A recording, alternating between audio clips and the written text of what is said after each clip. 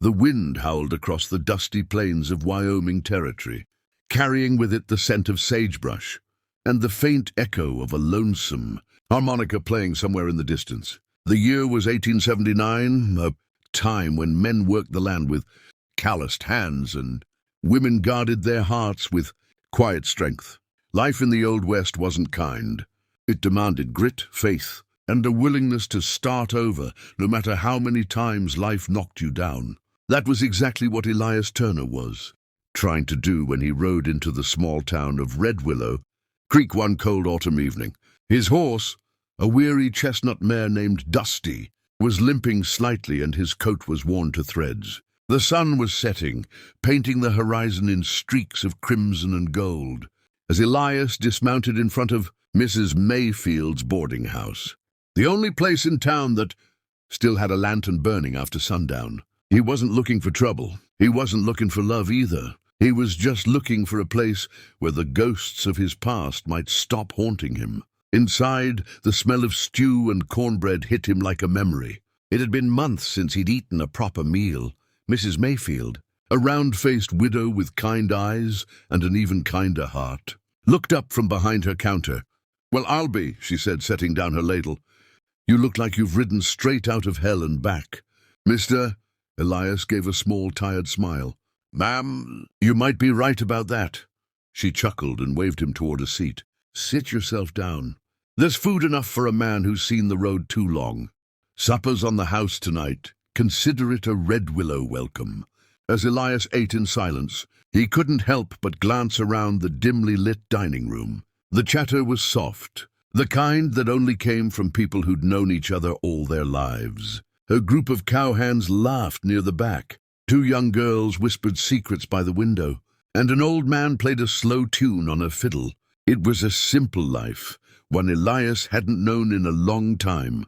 When Mrs. Mayfield returned to refill his coffee, she leaned in with a knowing smile.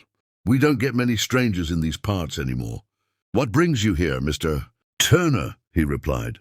"Elias Turner, just passing through. Looking for work or maybe a reason to stay?" She studied him a moment, her eyes softening. You look like a man who's lost something. Maybe you'll find it here." Elias didn't answer, but deep down he hoped she was right. The next morning, word had already spread around town about the quiet man staying at Mayfield's. Redwillow Creek was small, too small for secrets. By midday, Elias had found himself at the blacksmith's, offering to help shoe horses in exchange for a few dollars and a meal. He worked hard, said little, and kept mostly to himself. But that didn't stop people from talking, especially Clara Jensen, the local shopkeeper's wife, who had a habit of knowing everyone's business. "Did you hear?" she whispered to Mrs. Mayfield that afternoon. "That Turner fella, they say he's a widower. Lost his wife out east in a fire." Mrs. Mayfield sighed.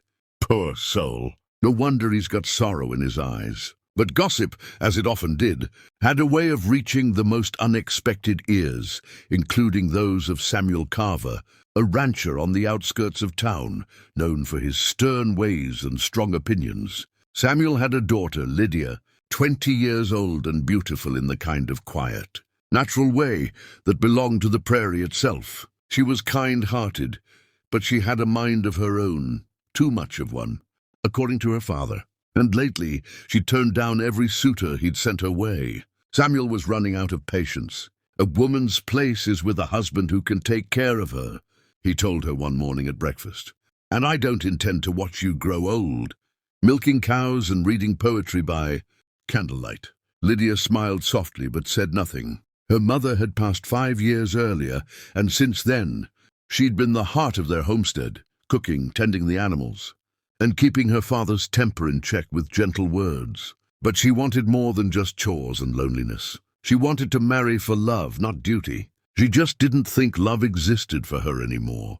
That evening, as the sun dipped low, Samuel rode into town for supplies. He stopped at the boarding house for a meal, where he spotted Elias Turner sitting quietly by the window, reading a worn leather Bible. There was something steady about him, the kind of strength that didn't shout but still filled the room. Samuel, being the kind of man who measured others by the calluses on their hands, decided right then and there that this was the sort of man his daughter needed. He walked up uninvited and sat across from Elias. "You're the new man in town," he said gruffly. Elias nodded. "That's right. Elias Turner." "Samuel Carver," the older man introduced himself, sticking out a hand. "I own the Double C Ranch, 5 miles west. I hear you're a hard worker." Elias shrugged slightly. "I do what needs doing." Samuel studied him for a long moment, then leaned in, lowering his voice. "Tell me something, son. You look like a man who's known loss." Elias looked up from his plate. "I buried a wife and a child back in Kansas. The fever took 'em both." Samuel's expression softened. "I'm sorry. Life out here ain't kind?" "No," Elias said quietly. "But it's honest." There was a silence between them, the kind of silence that comes when two men recognize the same kind of pain in each other. Then Samuel cleared his throat. "You said you're looking for a reason to stay. Maybe I've got one for you?" Elias raised an eyebrow. "I heard you want a wife," Samuel said matter-of-factly.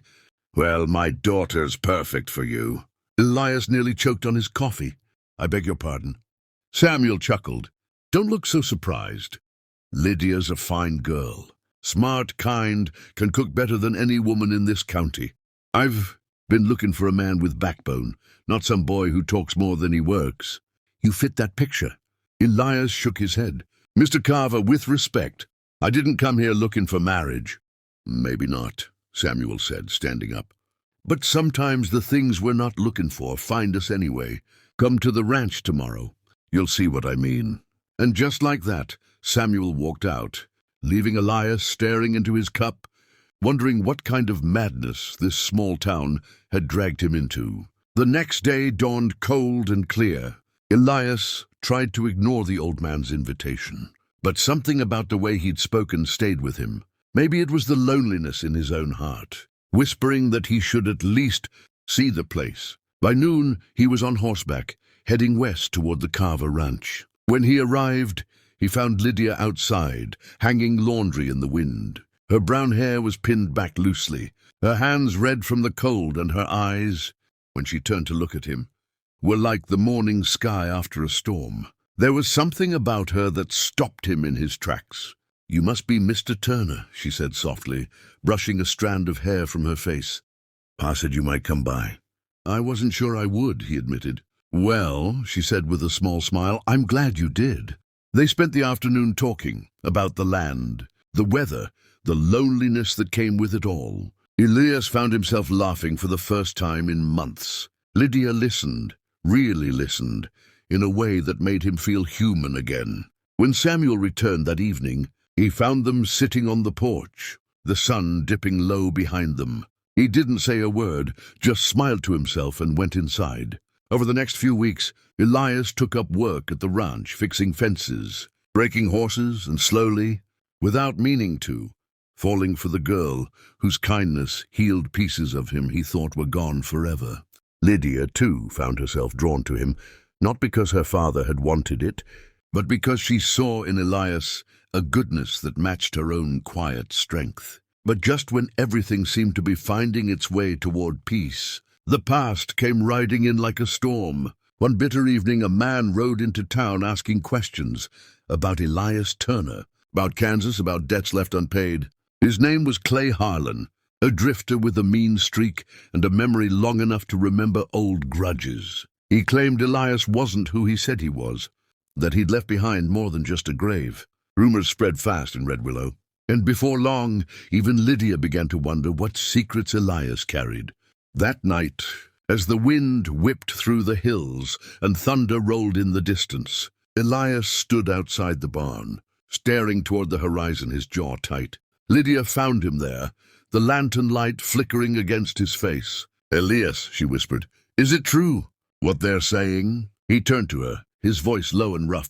"It depends on what they're saying.